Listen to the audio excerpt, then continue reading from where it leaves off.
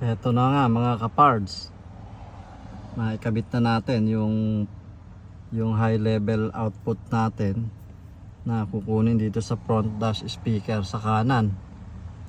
Ayan, gamit yung Positap mga kapards. So since may kulay naman yan, kulay pula yung isa walang kulay. Positive yung kulay pula niyan. Ayan, dyan sa front dash speaker natin. Negative naman yung isa.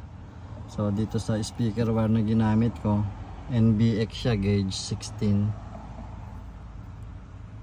Yung blue ang inassume ko dyan na positive. Bahala na kayo kung anong i-assign nyo dyan, kung blue or yung black. Sa akin blue yung positive, black yung negative. Ayan. So ito naman yung wire dito na isa is yung galing doon sa kaliwang dash speaker. Yun, napakaganda ng pasok, napakalinis mga kaparts. Tingnan nyo, oh.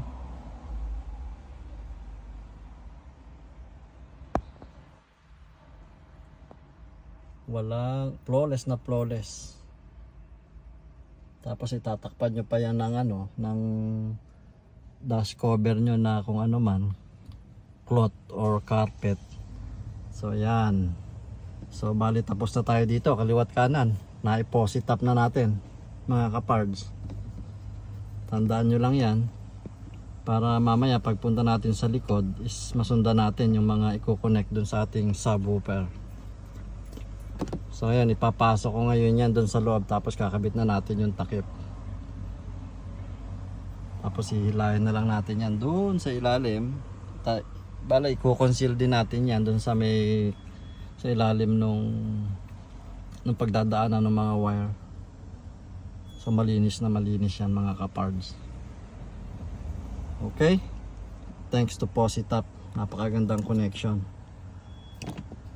Walang tape, walang cutting.